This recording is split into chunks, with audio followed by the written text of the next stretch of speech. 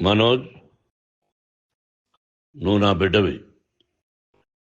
లక్ష్మీ ప్రసన్న, విష్ణువర్ధన్ బాబు, మనోజ్ కుమార్. నిన్ను ఎలా పెంచానురా నేను? అందరికంటే నిన్నే గారాభంగా పెంచానురా. నీకే ఎక్కువ ఖర్చు పెట్టి చదివించాలని ప్రయత్నం చేశానురా. నువ్వు ఏది అడిగినా నేను నీకు ఇచ్చానురా. కానీ ఈ రోజున నువ్వు చేస్తున్న పని బిడ్డల గుండెల మీద తంతారంటారే, అలా తన్నేవరా. మనసు ఆవేదనతో కింగిపోతుందిరా. నేను మీ అమ్మ ఏడ్చుకుంటున్నావురా. జర్నలిజం ఉన్నది లేనిది, లేనిది ఉన్నట్టు రాస్తున్నారా. నువ్వు నన్ను కొట్టడం ఏంట్రా? నా బిడ్డ నన్ను తాకలా. ఇద్దరం ఘర్షణ పడ్డాం కొన్ని కారణాల వల్ల. ప్రతి ఫ్యామిలీలోనూ ఉంటాయిరా ఇవి. లేనివాడు ఎవరైనా ఉంటే ప్రపంచంలో ఒకరున్నారేమో, 1% ఉంటుందేమో. అటువంటి వాళ్ళ ఇంటికి వెళ్ళి కాళ్ళు గడిగి నిద్ర పూసుకోవచ్చు. భారత భాగవత రామాయణాలు చూశావు కదరా. ఏమిటిది? మీ అమ్మ ఎంత కుమిలిపోతుంది ఈ రోజున హాస్పిటల్ చేరింది. నీ వల్ల హాస్పిటల్ చేరుతాను. చూడు మనోజ్, నీకన్నీ ఇచ్చినా ఈ రోజున నువ్వు నా గుండెల మీద తనడమే కాకుండా అపకీర్తి తీసుకొచ్చావు. ఏదేదో రాశావు, ఏదేదో చెప్తున్నావు. కొంతమంది జర్నలిస్టులు ఉన్నది లేనిది, లేనిది ఉన్నట్టు రాసేవాళ్ళ తత్వం వాళ్ళకి. ఎందుకంటే టీఆర్పీ పెరగాలి. ఇది వాళ్ళ నైజం.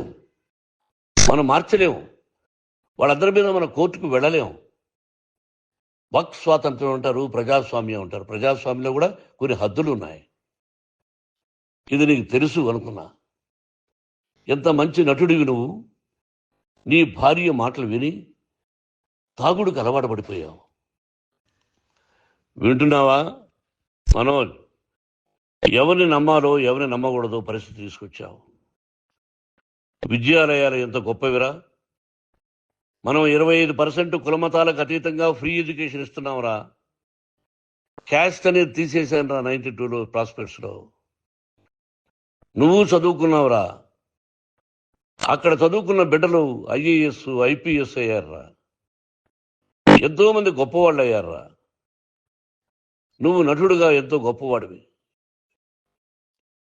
తాగుడికి అలవాడబడి నువ్వు నీ భార్య ఇంట్లో బిహేవ్ చేస్తున్న విధానం ఆ భగవంతుడు సర్వేశ్వరుడు తెలుసు. భగవంతుడు చూస్తున్నాడు రా. నేను తప్పు చేసినా, నువ్వు తప్పు చేసినా, ఎవరు తప్పు చేసినా. ఎంత అవకాశం ఇచ్చావు మాట్లాడుకునేదానికి అందరికీ. ఇన్ని సంవత్సరాల్లో మన విద్యాలయాల్లో ఒక్క తల్లి కానీ ఒక తండ్రి కానీ ఏమైనా చెప్పారా? ఆ బిడ్డలు మన బిడ్డలు రా. మీరెంతో నాకు అక్కడ ఉన్నవాడు కూడా నా కూతుర్లు, నా కుమారులు.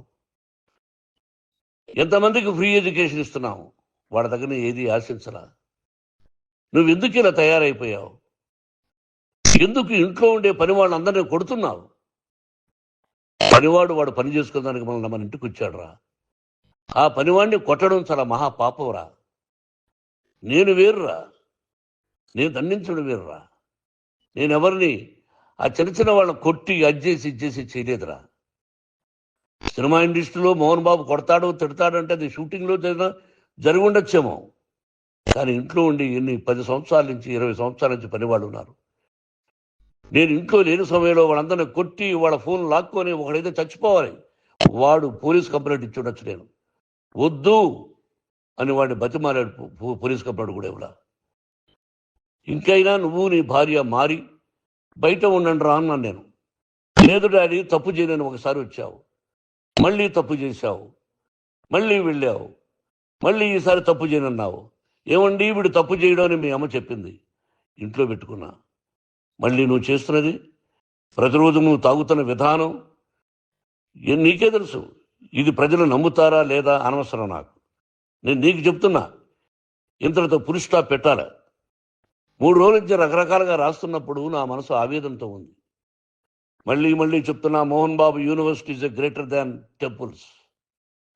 Greater than temples. బిడ్డలను కాలేజీలో చేర్చుకునే ముందు చెప్తారు, అన్నయ్య ఎంత ఉంది యూనివర్సిటీ రూల్స్, ఇది మా పద్ధతి, మీకు ఇష్టమైతే చేర్చండి, గవర్నమెంట్ బిడ్డల్ని గవర్నమెంట్ ఏమిస్తుందో ఇంత పర్సంటేజీ వాళ్ళకు కూడా మీ దగ్గర ఎందుకు డబ్బు తీసుకుంటున్నాం అంటే దానికి అర్థం పరమార్థం చెప్పాము. దొంగతనంగా తీసుకోలేదు, ప్రతి దానికి చెక్కులు ఉన్నాయి, అది అకౌంట్ ఉంది. దానిలో తప్పులు జరిగితే డిపార్ట్మెంట్ ఉంది, కాలేజీలో ఏదైనా తప్పు జరిగితే గవర్నమెంట్ ఉంది. ఇవన్నీ నీకు తెలుసు. ఈ రోజున ప్రపంచంలోనే నెంబర్ 1గా చేయాలని మీ అన్న కష్టపడి ఇతర దేశాల్లో నెంబర్ 1 యూనివర్సిటీ టైఅప్ చేశాడు. ఈ రోజు నువ్వు చేసిన విధానం ఏమిటి? నువ్వే ఒకప్పుడు నాకు ఇవి ఏమొద్దు నేను యాక్టింగ్ అన్నావు, ఈ రోజున ఏం చేస్తున్నావు? విద్యాలయాల మీద పడ్డావు. తల్లిదండ్రులు చాలా గొప్పవాళ్ళరా. కొంతమందికి డబ్బు కట్టలేకపోవచ్చు, కట్టని వాళ్ళకు కొంత సహాయం చేసాం, అంతా సహాయం చేయలేము. బ్యాంకుల్లో డబ్బు కట్టాలి, లెక్చరర్స్కి డబ్బులు ఇవ్వాలి, యూనివర్సిటీ బ్రహ్మాండంగా నడపాలంటే మంచి లెక్చరర్స్ కావాలి. ఇవన్నీ తెలిసి చేస్తున్నావురా 32-33 సంవత్సరాల నుంచి. అది పక్కన పెడితే అందరినీ కొట్టడానికి వస్తావు, మీ అన్నం తిడతావు. ఒక వ్యక్తి వినయ్ గారని ఆయన వ్యక్తి హెల్ప్ చేయడానికి వస్తే ఆ వినయ్ ఎవరు లజ్జాగుడికి చంపేస్తాను వాడు అన్నావు. ఇవన్నీ ఎంత తప్పురా? అంటే మీ నాన్నగారికి ఎవరు సహాయం చేయడానికి వస్తే వాళ్ళందరినీ లజ్జా కొడుకులు అంటావు, చంపేస్తానంటావు. మీ అన్నను చంపేస్తానన్నావు, చంపరా చూద్దాం మీ అన్న నేనే అన్నా. తాకరా నీ ధైర్యం ఉంటే అన్నా. ఎంతమందిని చంపాలనుకుంటున్నావు, ఎంతమందిని చేయాలనుకుంటున్నావు, నువ్వు ఏం సాధించాలనుకుంటున్నావు? ఆలోచించుకో. ఈ ఇంట్లోకి అడుగు పెట్టడానికి నీకు అధికారం లేదు. ఇది నా కష్టార్జితం. మా నాన్నగారు 10 రూపాయలు 10 పైసలు కూడా ఇవ్వలేదురా, మంచి జన్మనిచ్చాడు మా నాన్నగారు. మద్రాసుకు వెళ్ళి వీధుల్లో అడుగు తిన్నాను రా, ఒక పూట కూడా భోజనం లేకుండా అడుగు తిన్నాను రా. న్యాయంగా మోహన్ బాబు తిడతాడు కొడతాడంటారు కానీ మోసగడనం లేదురా. నీట్ పార్లమెంటేరియన్గా బయట వచ్చాను రా. నువ్వు నా పరువు ప్రఖ్యాతులు మంట కలిపావు. ఏమిటి నేను చేసిన అన్యాయం? నీకు జన్మనిచ్చాను, అదా నేను చేసిన పాపం.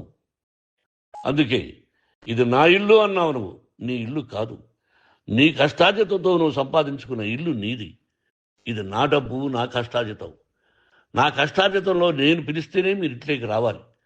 అటువంటిది పోగొట్టుకున్నావు నువ్వు. ఆస్తులు అంటావా, ముగ్గురికి సమానంగా రాయాలా లేదా అది నా ఇష్టం. ఆస్తులు ఇస్తానా, లేకపోతే గంగపాలు చేస్తానా, లేకపోతే ఎవరికైనా దానధర్మాలు చేస్తానా, అది నాకు సంబంధించిందిరా, నా కష్టార్జితం రా.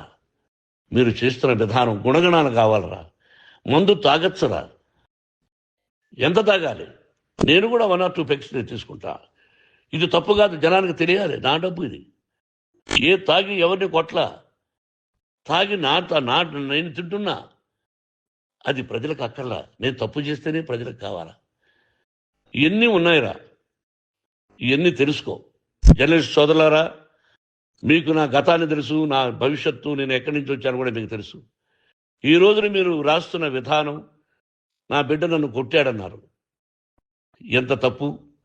ఈ రోజున నా బిడ్డ మీద కోపంతో అవును చెప్పచ్చు, కాదు. వాడు నా మీద చెయ్యెత్తలేదు. నేను ఘర్షణ పడ్డాం. ఘర్షణ వేరు, కొట్టుకోవడం వేరు. గాయాలతో హాస్పిటల్కి వచ్చి కుంటుకుంటుగా నడిచాడు. మళ్ళీ ఏమని పోలీస్ స్టేషన్కి వెళ్ళి చెప్పాడు. ఎవరో 2 ఉన్నారు, వాళ్ళిద్దరూ నా మీద దాడి చేశారన్నాడు. నా ఇంట్లో పనిచేస్తున్న వ్యక్తుల గురించి పోలీస్ స్టేషన్కి వెళ్ళి చెప్పవలసిన అవసరం అతనికి లేదు, హక్కు లేదు. పోలీస్ డిపార్ట్మెంట్ కూడా తెలుసుకోవాల్సిన విషయం. నా ఇంట్లో ఉండే వర్కర్స్ మీద నేను కంప్లైంట్ ఇవ్వాలి. నువ్వు పర్మిషన్ లేకుండా నా ఇంట్లోకి నువ్వు చొరబడి ఇల్లు నాదంటూ ఇంట్లో పనిచేస్తున్న వర్కర్స్ మీద కంప్లైంట్ ఇచ్చావు. అది ఎంతవరకు పోలీసు న్యాయమో రూల్సో చూద్దాం.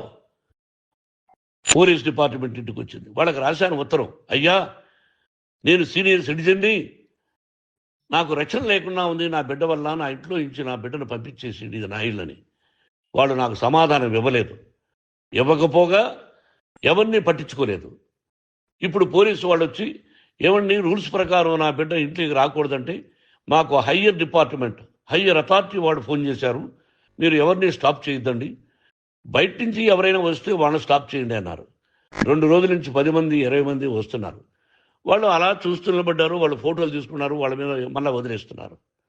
ఎవరిని నిందించాలి? But I give respect to the police department.